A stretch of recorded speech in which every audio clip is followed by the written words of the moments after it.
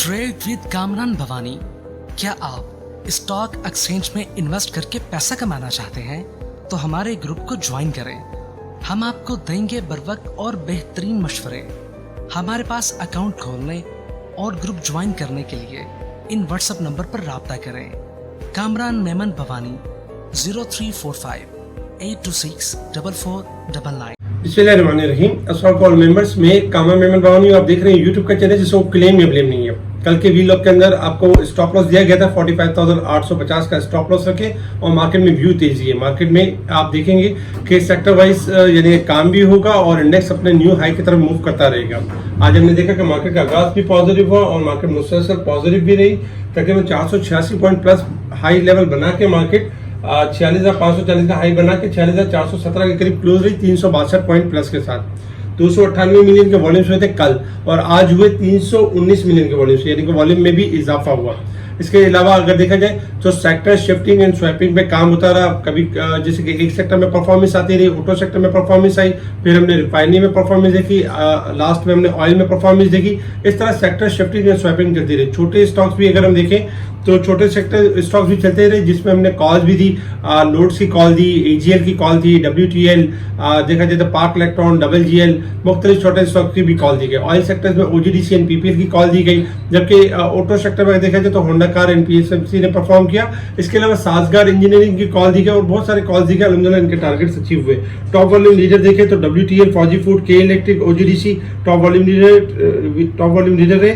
अगर हम top gainers देखें तो टॉप गेनर्स में Unilever Pakistan, Allahabad sugar top gainers है। टॉप डिक्लाइनर में Sapphire fibre, JDW sugar top decliner रहे। अगर हम सेक्टर वाइज पोजीशन देखें तो कमर्शियल बैंक मुसलसल अगर देखा जाए तो तीसरा चौथा दिन था जिसमें पॉजिटिव परफॉर्म करे थे। 196 पॉइंट के साथ कमर्शियल बैंक ने पार्टिसिपेट किया, जबकि oil and gas, fertilizer, technology, chemical, miscellaneous तमाम सेक्टर में हमने पॉजिटिविटी देखी।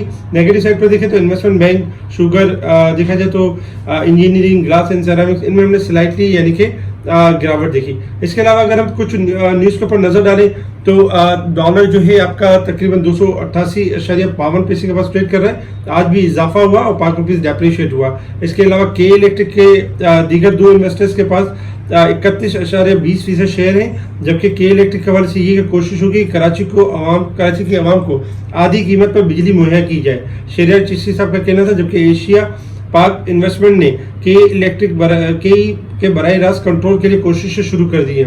अच्छा, अगर ये कोशिश शुरू कर दे तो लोड शेडिंग का कुछ मामला हल होगा। फौजी फर्टिलाइजर का रिजल्ट बहुत अच्छा रहा, जिसमें अगर देखा जाए तो फौजी फर्टिलाइजर ने कैश डिविडेंड भी दिया 3.15 पैसे और अर्निंग भी बहुत अच्छी रही 9.48 पैसे।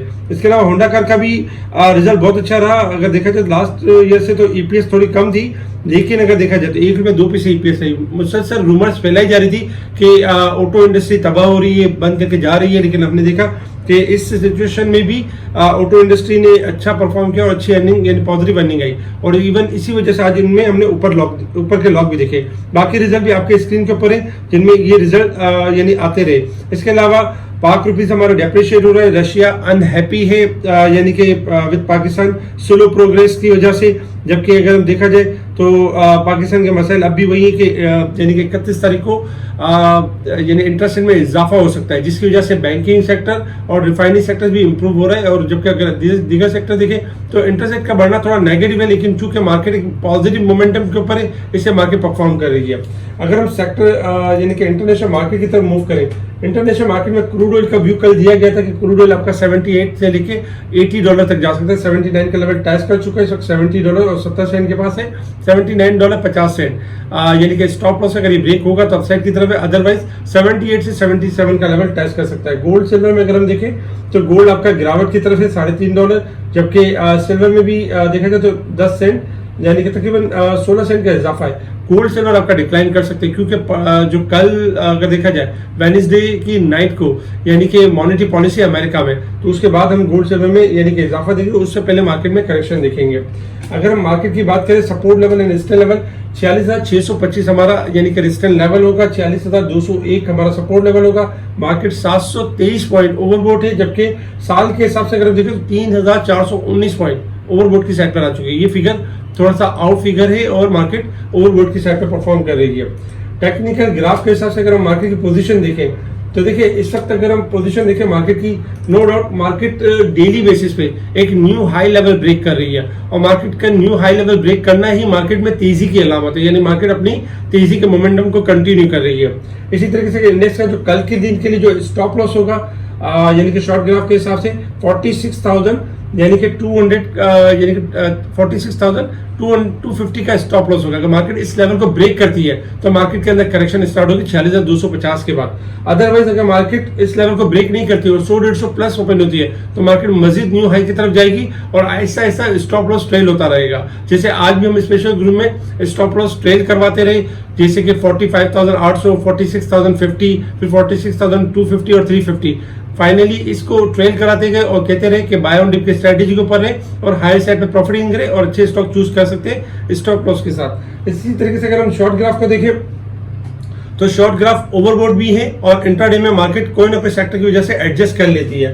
लेकिन अगर हम डे के चार्ट के ऊपर देखें तो आज क्लोजिंग यानी कि बेहतर रही है और रेजिस्टेंस लेवल के पास रही है, यानी कि 46,450 का जो लेवल था वो रेजिस्टेंस लेवल था। मार्केट तकरीबन करीब करीब क्लोजिंग रही है। इंडेक्स का जो कल का भी दिन यही होगा कि कल यानी कि 40,500 से लेकर 800 का लेवल मार्केट टेस्ट कर सकती है। मार्केट के पास जो सपोर्ट लेवल है अगर देखा जाए तो 40,250 अगर ब्रेक होगा तो मार्केट 45,900 तक मूव करेगी डेली के चार्ट के ऊपर।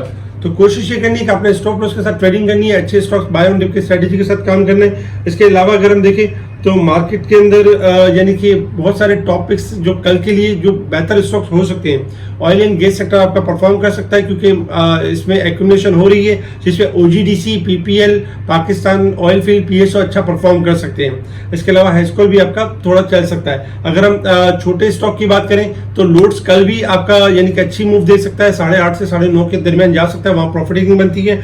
जबकि एजीएल काफी माल जमा हुआ था और एजीएल में देखा जाए तो एजीएल की जो मूव बनती है 640 से लेकर 680 की मूव बनती है।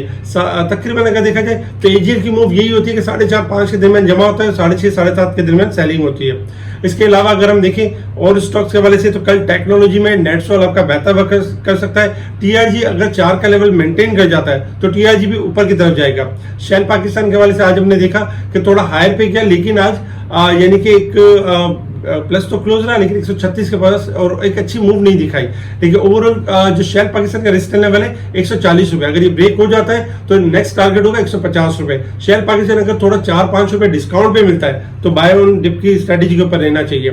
इसके अलावा दीवान फारूक मोटर को जमा करना चाहिए, दीवान फारूक मोटर अच्छा है। साजगार इंजीनियरिंग में अगर देखा जाए तो एक्यूमुलेशन है और किसी भी टाइम साजगार इंजीनियरिंग 69 से लेके 74 का एरिया मीट कर सकता है। इसके अलावा भी और बहुत सारे स्टॉक्स हैं जो अच्छा परफॉर्म कर सकते हैं और उनमें एक अच्छी रैली मिल सकती है। स्पेशल ग्रुप से जुड़ने के लिए आप कांटेक्ट कर सकते हैं मेरी टीम को, मेरी टीम आपको स्पेशल ग्रुप में ऐड करेगी। ठीक है जी, शुक्रिया। कामा मेमन बावानी, अल्लाह हाफिज।